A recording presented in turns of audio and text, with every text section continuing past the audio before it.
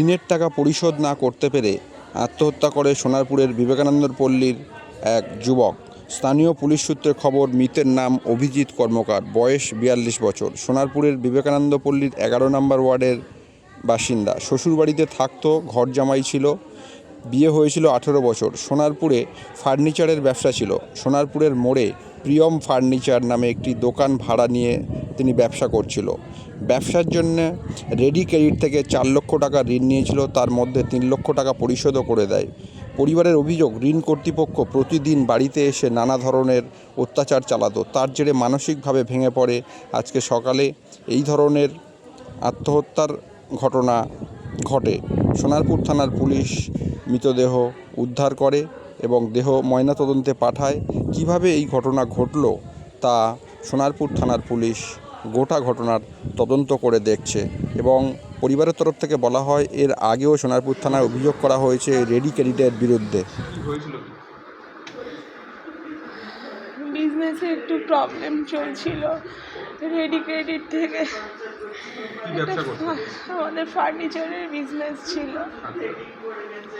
তো ready credit finance company বলে একটা ফাইন্যান্স কোম্পানি থেকে কিছু টাকা লোন নেওয়া হয়েছিল। লোনের প্রায় 70% শোধও হয়ে গেছে।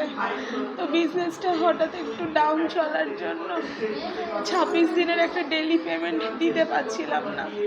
তারা প্রতিনিয়ত রিকভারি টিমের লোক পাঠিয়ে একটা মানসিক যন্ত্রণা সৃষ্টি করছিল, ফোন করছিল। আমার হাজবেন্ড সেইটাই হয়তো নিতে পারেনি। মানে এটা কতদিন ধরে এটা চলছিল? এটা প্রায় মাসখানেক ধরে চলছিল। কত টাকা লোন নিয়েছিল?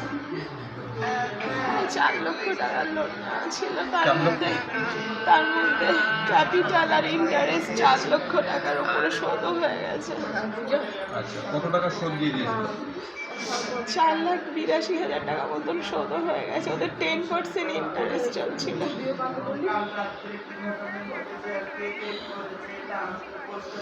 সেক্ষেত্রে কি থানায় অভিযোগ করেছিলেন? জেনারেল ডায়েরি করেছিলাম। সেখান থেকে 10-7-8 দিন এই লোন কোম্পানি থেকে কী ধরনের টর্চার করছিল? বাড়ি এসে টাকা পরিশোধ করার জন্য চাপ দিচ্ছিল। আপনারা কি বলেছিলেন তাদেরকে? বলেছিলাম একটু টাইম লাগবে, দিয়ে দেবো। তারপরেও কি মানসিক অত্যাচার করছিল?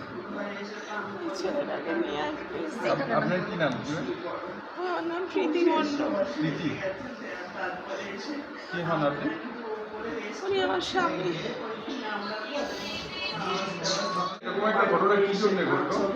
অ্যাকচুয়ালি আমি এক সপ্তাহ থেকে জানতে পেরেছি কাবলিওয়ালা প্রচুর মেন্টাল টর্চারিং করছিল এবং রেডি ক্রেডিট সল্টলেক সেক্টরে তারা প্রচুর মেন্টালি টর্চারিং করছিল। বাড়িতে এসে ঝামেলা করছিল, দিনের পর দিন ঝামেলা, কোনো কথা শুনতে চাইছিল না। আমাকে টাকা দিতে হবে, টাকার বাইরে কোনো কথা শুনতে চাই না। এবং প্রতিদিনের 2000 টাকা পার ডে পেনাল্টি সেটা দেওয়া হয়েছে এবং 7,400 টাকা, এটা জানতো 7,400 টাকা পার ডে। এখন হঠাৎ করে বিজনেসটা বন্ধ হয়ে যাওয়ার পরে আমি এটাও বললাম যে আমি আপনাদের পেমেন্ট করার ব্যবস্থা করব, আমার প্রপার্টি আছে, যেখানে যা আছে আমি বিক্রি করে আপনি ওকে এইভাবে মেন্টাল টর্চারিং করবেন না, সময় দিন, আমি ব্যবস্থা করব। রেডিকেটেড থেকে 4 লাখ টাকা নিয়েছিল। লোন অলরেডি 50% পরিশোধ করেছে। এর আগে 4 টাইমস লোন নিয়েছে, সেগুলো পরিশোধ করেছে। 4 লাখ থেকে 50% আউটস্ট্যান্ডিং আছে 180, আর বাকিটা পরিশোধ করে দিয়েছে। পার ডে প্রতিদিনে পেমেন্ট করছিল।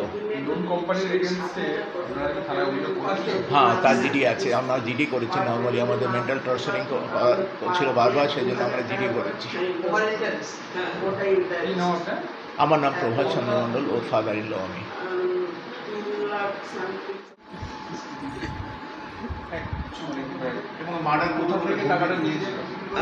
প্রথম লোন নিয়েছে তো রেডি ক্রেডিট ফাইন্যান্স থেকে। ওখানে 4 লাখ টাকা লোন নিয়েছিল। তার ইন্টারেস্ট প্লাস প্রিন্সিপাল 7,400 টাকা পার ডে পেমেন্ট দিতে হতো। আর এই টাকাটা যদি একদিন না দিতে পারতো তাহলে তার ইন্টারেস্ট হতো 2,000 টাকা। তা আমাদের ব্যবসাটা ইদানিং একটু ডাউনে চলার থেকে মানে আমরা 1-2 দিন ওদের পেমেন্টটা দিতে পারিনি।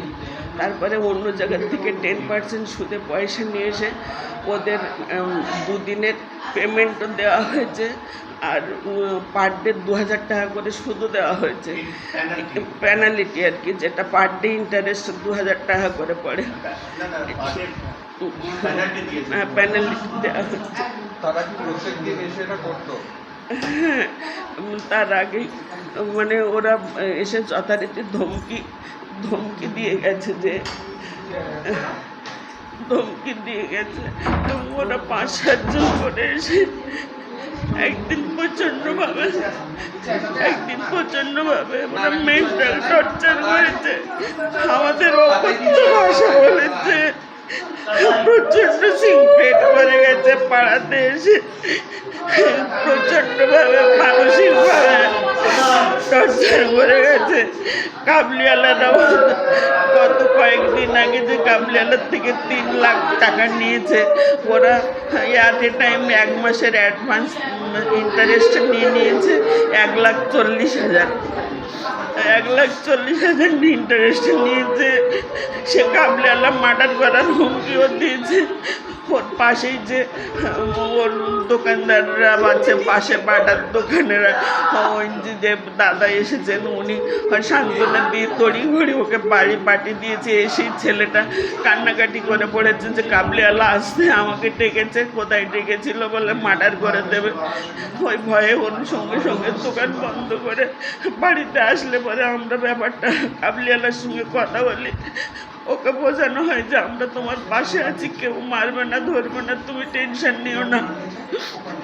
তারপরে কাবুলিওয়ালাদের সঙ্গে কথা গোপন হয় আমার হাজব্যান্ডের, মানে অভিজিতের শ্বশুরমশাই দিয়ে, তারপর আমরা জানতে পারি সেখানে তারপরে রেডি ক্রেডিট ইত্যাদি নানান জায়গায় পাওনাদারেরা ওকে এতভাবে মেন্টাল টর্চার করেছে যে আজকের ওর জীবন শেষ করে এই পথে নামতে বাধ্য করেছে। একরকম আর কি জোর করেই আর কি বলছেন যে হ্যাঁ, পাওনাদারদের পেশারে ও এই কাজটা করতে বাধ্য হয়েছে। আমার নাম প্রতিমা মণ্ডল।